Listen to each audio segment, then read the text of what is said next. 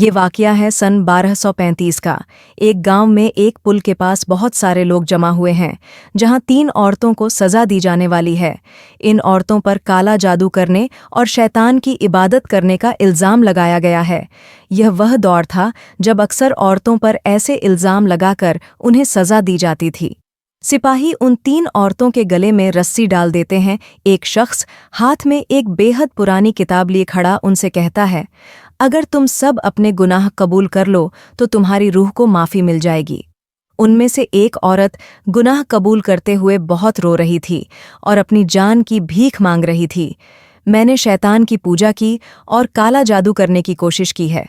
दूसरी औरत कहती है, मैंने सिर्फ दवाइयाँ बनाई और भेजी, मैंने कभी काला जादू नहीं किया। तीसरी औरत बेखौफ होकर खड़ी थी। उसकी आंखों में बिल्कुल भी डर नहीं था। उसने पास्टर की तरफ देखते हुए कहा, तू नरक में जलेगा। इसके बाद उन तीनों औरतों को फांसी दी जाती है और उनकी लाशों को पानी में डुबो दिया जाता है और सभी लोग वहां से जाने लगते हैं। तब पास्टर सिपाहियों से कहता है, हम इन्हें ऐसे नहीं छोड़ सकते। हमें इन लाशों को बाहर निकालना होगा ताकि मैं अपनी रहस्यमयी किताब पढ़कर काले जादू के असर को पूरी तरह से खत्म कर सकूं। लेकिन सिपाही कहते हैं, अब यह दोबारा जिंदा नहीं होंगी और वहां से चले जाते हैं।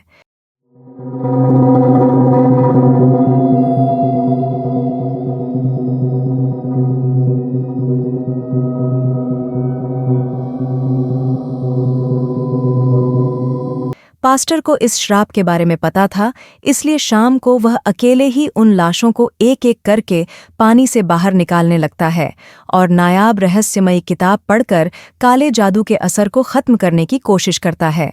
जब वह तीसरी लाश को बाहर निकालने की कोशिश करता है तो लाश का वजन इतना बढ़ जाता है कि पास्टर खुद भी पानी में गिर जाता है।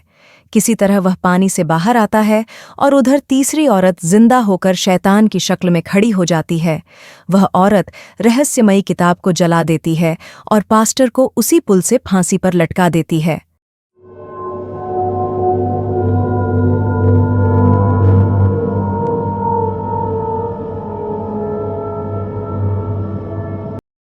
सौ साल बाद जैसे तैसे पूरे 100 साल बीत जाते हैं। ईसाई मजहब पूरी दुनिया में फैलने लगता है और इसके साथ ही बड़ी बड़ी जंगें शुरू होती हैं। इन्हीं जंगों में 2 ईसाई योद्धा भी शामिल थे। ये दोनों दोस्त थे। एक का नाम था जोसेफ और दूसरा था जिब्रील। ये दोनों बहुत ही ताकतवर योद्धा थे और कई सालों तक ईसाईयत के नाम पर जंग करते रहे। इन्होंने कई जंगें लड़ी थीं और अपनी जिंदगी में कभी हार नहीं मानी थी। सन 144 में मारना की जंग के दौरान ये लोग एक शहर पर हमला करते हैं और उसे अपने कब्जे में ले लेते हैं। लेकिन इसी दौरान जोसेफ देखता है कि वहाँ बच्चों और औरतों की जान खतरे में है। जोसेफ की तलवार से गलती से एक मासूम लड़की की जान ले लेती है। यह देखकर उसका दिल पिघल जाता है और वह अपनी लड़ाई वहीं रोक देता है। जोसेफ कहता है, मैंने गॉड के लिए लड़ने की कसम ली थी, बच्चों और मासूमों का कत्ल करने की नहीं। ग्रैंड मास्टर गुस्से से आग बबूला होकर कहता है, तुम वही करोगे जो चर्च की मर्जी होगी। तुम एक मामूली सिपाही हो, गॉड की आवाज़ मेरे कानों में गूंजती है। इस पर जोसेफ गुस्से में कहता है, आपके कानों में गूंजने वाली आवाज़ गॉड की नहीं, शैतान की है। जोसेफ और जिब्रील चर्च को छोड़ने का फैसला कर लेते हैं। ग्रैंड मास्टर उन्हें धमकी देता है, तुम दोनों ऐसे यहाँ से नहीं जा सकते, तुम्हें अपना वादा पूरा करना होगा। लेकिन कोई भी उन्हें रोक नहीं पाता। दोनों वह जगह छोड़ देते हैं और उन्हें चर्च और उसकी शर्तें छोड़ने की वजह से बाकी घोषित कर दिया जाता है। बाकी बन जाते हैं। इसके बाद 1 महीने तक वे अपने लिए कोई नया ठिकाना ढूंढने में लगे रहते।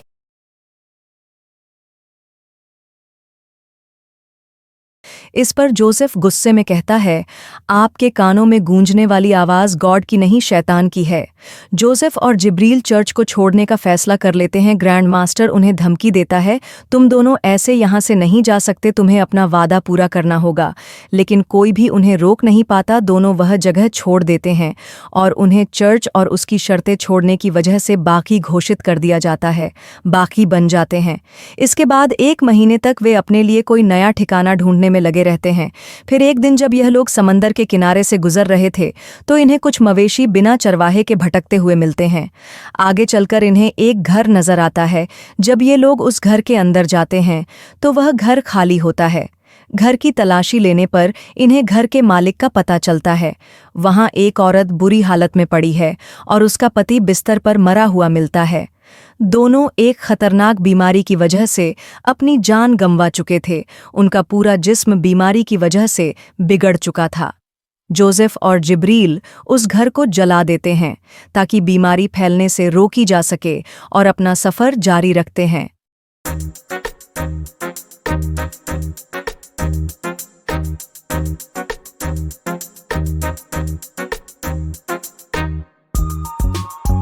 रास्ते में जिब्रील जोसेफ से पूछता है, हमने तो बहुत कुछ झेला है, लेकिन ऐसी मौत से बचने के लिए इंसान आखिर क्या करे? आगे बढ़ते हुए उन्हें एक बड़ा शहर नजर आता है। जिब्रील कहता है, शायद हमें पकड़ा जा सकता है, हमें शहर में नहीं जाना चाहिए। लेकिन जोसेफ कहता है, हमें खाने का सामान और अच्छे घोड़े की जरूरत है ताकि हम लंबा सफर तय कर सकें। मजबूरी में दोनों उस शहर में जाने का फैसला करते हैं। शहर में पहुंचते ही जोसेफ और जिब्रील गांव की अजीब हालात देखकर हैरान हो जाते हैं। लोगों का हाल बहुत बुरा था। गलियों में लाशें पड़ी थीं, लोग रो रहे थे, चिल्ला रहे थे और अपने गुनाहों से माफ़ी मांग रहे थे, और कुछ लोग तो खुद को मार रहे थे। जिब्रील कहता है, आखिर यह कैसा पागलपन है? तभी पास ही खड़ा एक डेविड नाम का आदमी उसकी बात सुन लेता है और जवाब देता है, यह पैंडेमिक महामारी है, एक ऐसी बीमारी जिसका कोई इलाज नहीं है। यह बीमारी पिछले 3 साल से यहाँ फैली हुई है। इसकी वजह से हर 4 में से 1 आदमी मर रहा है।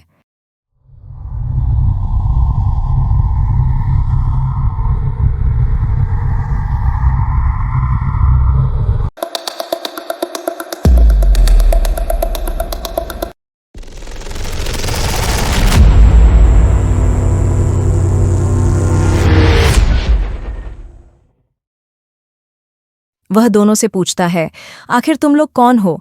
जोसेफ जवाब देता है, हम मुसाफिर हैं और हमें इस बारे में कुछ नहीं पता।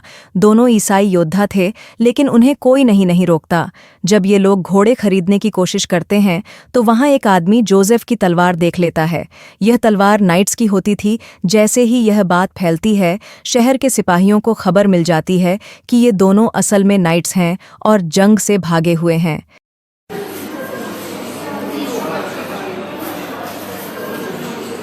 सिपाही इन दोनों को पकड़ने आते हैं। जोसेफ और जिब्रील उनसे लड़ते हैं, लेकिन आखिरकार ये दोनों हार मान लेते हैं।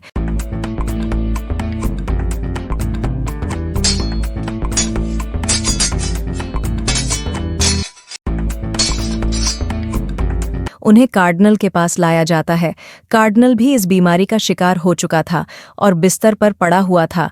कार्डिनल दोनों का नाम पूछता है। नाम सुनते ही वह चौंक जाता है और कहता है, मैं तुम दोनों को जानता हूँ, तुम्हारी जीत के चर्चे दूर दूर तक मशहूर हैं।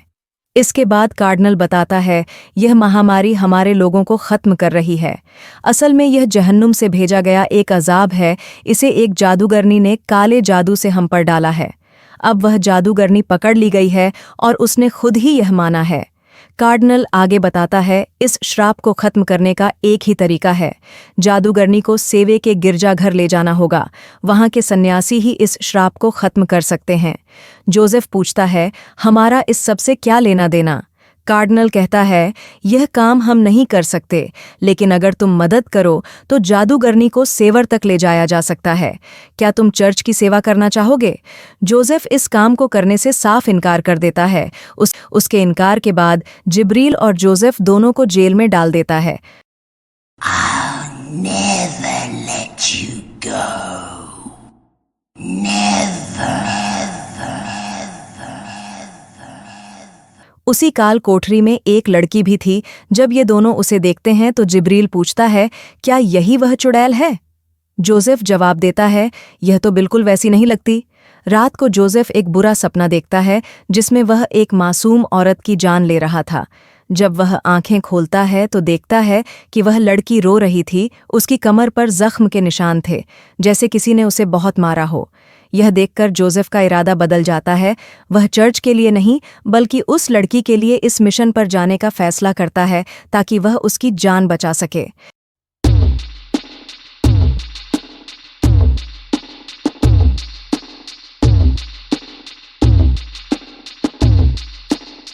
अगले दिन वह प्रीस्ट से मिलते हैं और कहते हैं, हम तुम्हारी मदद करेंगे, लेकिन इस लड़की के साथ इंसाफ होगा और हम पर जो भी इल्ज़ाम लगे हैं उन्हें हटाना होगा। इस सफ़र में उनके साथ एक नामी सैनिक और पास्टर भी शामिल हो जाता है। पास्टर के पास एक नक्शा होता है, लेकिन यह 900 मील का सफ़र था और पहाड़ियों के बीच से गुजरता था, जहां गिरजाघर था। जोसेफ और जिब्रील सिर्फ नक्शे पर ही भरोसा नहीं कर सकते, इसलिए वे किसी ऐसे शख्स की तलाश करते हैं जो पहले वहां जा चुका हो और वापस भी आ चुका हो और जिसे रास्ता याद हो। पास्टर उन्हें एक कैद किए गए आदमी के पास ले जाता है, जिसे धोखाधड़ी के जुर्म में पकड़कर जेल में डाला गया था। जोसेफ उसे एक सौदा करता है, अगर तुम हमें सेवर तक ले जाओ तो तुम्हारे ऊपर लगे इल्ज़ाम खत्म कर दिए जाएंगे। वह इसके लिए तैयार था। अब वे सफ़र पर थे, साथ में पास्टर और एक सैनिक और रास्ता दिखाने वाला एक आदमी था। सलाह से बनी एक बग्घी में वे लड़की को ले जाने वाले थे। जब यह लोग उसे लेने के लिए कालकोठरी में जाते हैं तो वह उन पर हमला कर देती है, लेकिन जिब्रील उसे बेहोश कर देता है और फिर उसे लेकर सफ़र पर रवाना हो जाते हैं।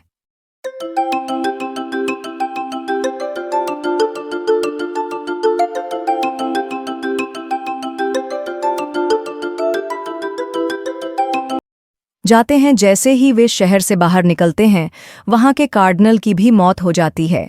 चलते चलते वह आदमी जो रास्ता दिखा रहा था लड़की को देख रहा था, तो वह पास्टर से पूछता है, क्या यह हमें ही धोखा दे रही है? पास्टर उसे समझाता है, अपना ध्यान कहीं और लगाओ, यह तो सिर्फ तुम्हें डराने की कोशिश कर रही है। तुमसे कैसे पता कि यह लड़की जादूगरनी है और श्राप देने वाली भी वही है? पास्टर कहता है, यह गांव में मिली थी। यह कुछ ऐसी बातें कर रही थी जिसे कोई भी नहीं समझ पा रहा था, और जैसे ही इसे हमारे शहर में लाया गया, 7 दिन बाद महामारी फैल गई। जहां से भी यह गुजरी वहां का यही हाल हुआ। फिर वो कहता है, हमारे गांव में किसी लड़की के आने की खबर नहीं सुनी, फिर भी वहां महामारी आई है। चलते चलते जोसेफ और जिब्रील के बीच भी बातचीत होती है। जिब्रील कहता है, कोई हमारा पीछा कर रहा है। जब वे रुकते हैं तो उसे पकड़ लेते हैं। पास्टर कहता है, यह कार्डिनल के यहाँ काम करने वाला एक मुलजिम है, इसका नाम हेनरी है।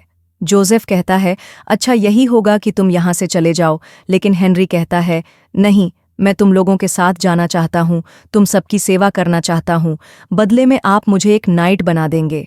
जिब्रील उसे हंसी में उड़ा देता है, लेकिन फिर कुछ देर बाद एक लड़ाई होती है जिसमें वह जिब्रील को हरा तो नहीं सकता, लेकिन उसका डटकर मुकाबला करता है। इस बात से जोसेफ उससे मुतासिर हो जाता है और उसे अपने साथ इस सफ़र में शामिल कर लेता है। जोसेफ और जिब्रील के जंगों की तारीफ की जाती है। जब जोसेफ लड़की को खाना और कंबल देने जाता है तो वह लड़की उसे कहती है, तुम बाकी सबकी तरह नहीं हो, तुम अच्छे इंसान हो। फिर वह पूछती है, सवेर में मेरे साथ क्या होगा? जोसेफ जवाब देता है, इंसाफ होगा। लड़की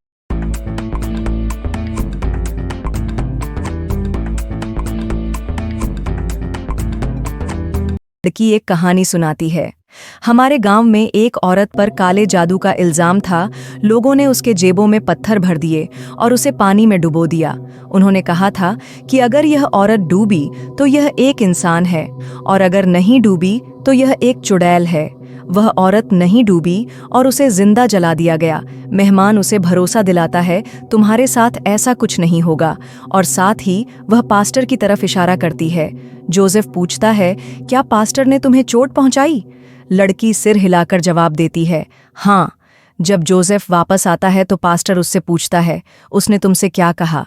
जोसेफ कहता है, तुम क्यों जानना चाहते हो पास्टर? उसे समझाता है, उससे अपने दिल के राज मत बताना, ना ही उसकी बातों पर यकीन करो, वह बहुत चालाक है, वह हमें आपस में लड़ा सकती है। फिर रात बिताने के लिए वे जंगल में रुकते हैं।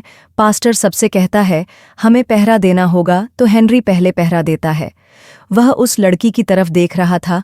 कुछ घंटे बाद जब पास्टर उसके पास आता है तो हेनरी कहता है, यह लड़की मुझे मेरी बेटी की तरह लग रही है। ये सुनते ही लड़की उदास हो जाती है। जैसे ही हेनरी जाने वाला था, लड़की रोने लगी। वह कहती है, मुझे इस पास्टर के साथ अकेला मत छोड़ो। हेनरी पूछता है, तुम्हें इससे डर क्यों लगता है? लड़की हेनरी को पकड़ लेती है, उसे बचाने की कोशिश करते हुए। जैसे ही पास्टर आगे आता है, लड़की पास्टर का हाथ जख्मी कर देती है और उसके गले से चाबी ले लेती है और वहां से भाग जाती है।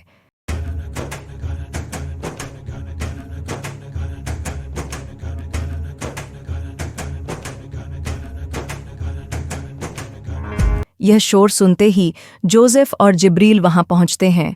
पास्टर से पूछते हैं कि क्या हुआ, तो पास्टर बताता है कि वह लड़की भाग गई। वे सभी पास के गांव में जाते हैं ताकि उसे पकड़ सकें। उस गांव में भी महामारी फैल चुकी थी, वहां ज्यादा लोग नहीं थे और जो थे वे बीमार थे।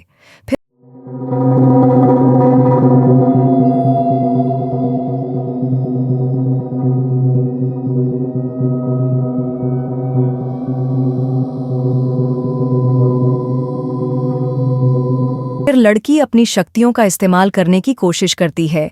जैसे ही एक को वह अपनी बेटी जैसी लगती है, वह उसकी ओर बढ़ता है, तो हेनरी को लगता है कि शायद वह उसे मारने के लिए बढ़ रहा है। वह अपनी तलवार आगे करता है और इस वजह से उसकी की मौत हो जाती है। यह देख करके बहुत घबरा जाता है और बार बार कहता है, ये मैंने क्या कर दिया।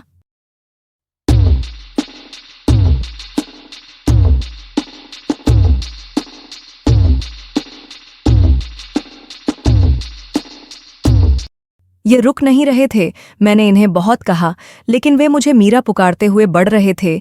इसी बीच वह लड़की भी मिल जाती है।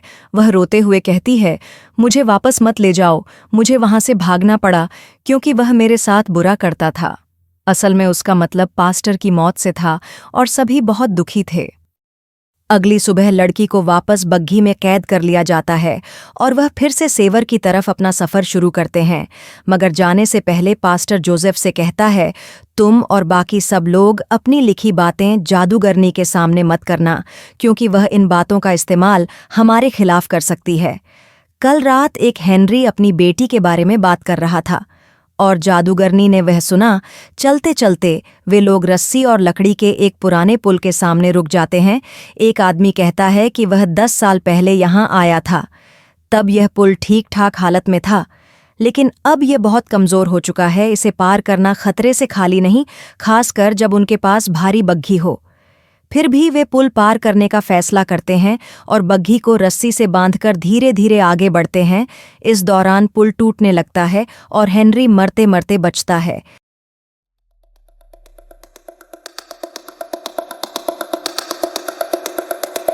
लेकिन लड़की उसकी जान बचा लेती है। किसी तरह वे पुल पार कर लेते हैं, लेकिन जैसे ही वे दूसरी तरफ पहुंचते हैं, पुल पूरी तरह टूट जाता है।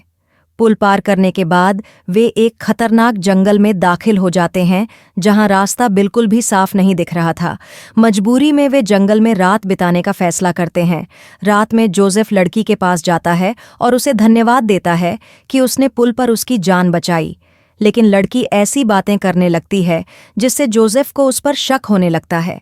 रात के बीच में जोसेफ की नींद खुल जाती है क्योंकि वह एक बुरा सपना देख रहा था। जागने पर वह देखता है कि एक आदमी हथियार लेकर बग्घी के पास खड़ा है।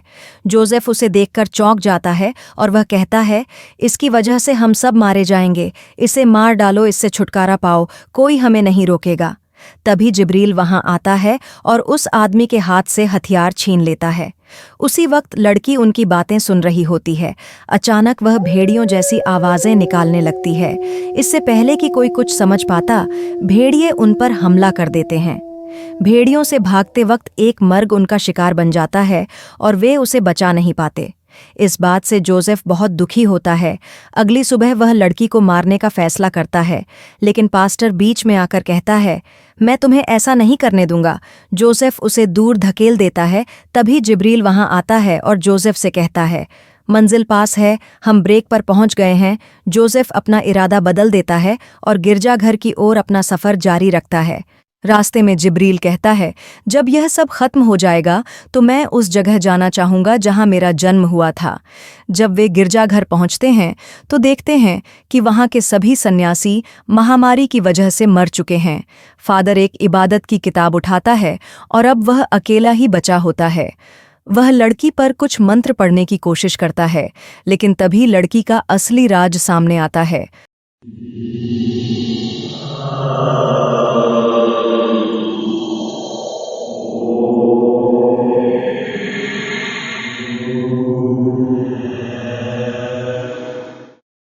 वह सबका अतीत बयान करने लगती है। जोसेफ को एहसास होता है कि वह अपने पापों को छुपाने के लिए एक मासूम लड़की की जान बचाने की कोशिश कर रहा है ताकि वह जहन्नुम में न जाए। लड़की कहती है, धर्म के नाम पर हुई जंगों में महामारी से ज्यादा लोग मारे गए। तभी पास्टर को समझ आता है कि यह लड़की जादूगरनी नहीं है, बल्कि इसके शरीर पर एक डेमन का कब्जा है। पास्टर उस पर भूत भगाने का रस्म करने लगता है, लेकिन डेमन धीरे धीरे अपने असली शक्ल में आने लगता है। वह उन सभी सलाखों को जलाकर वहां से उड़ जाता है और गिरजाघर के अंदर चला जाता है। यहाँ सभी को समझ आता है कि असल में यह डेमन चाहता था कि हम इसे सेवे लेकर आएं। यही वजह थी कि उसने एक हेनरी और एक मार्ग को मार डाला, क्योंकि वे इसके रास्ते में आ रहे थे। जब ये लोग गिरजाघर में पहुंचते हैं तो देखते हैं कि वहां के सभी सन्यासी मर चुके थे। वे सालों से किताब की नकल बना रहे थे, क्योंकि डेमन को सिर्फ इसी किताब से खत्म किया जा सकता था। अब पास्टर के पास जो किताब थी वह दुनिया की आखिरी किताब थी, उसी से डेमन को खत्म किया जा सकता था। जोसेफ पास्टर से कहता है, तुम्हें यह लड़ाई अकेले लड़नी होगी। जिब्रील पूछता है, हम शैतान से लड़ रहे हैं या इस लड़की को बचा रहे हैं?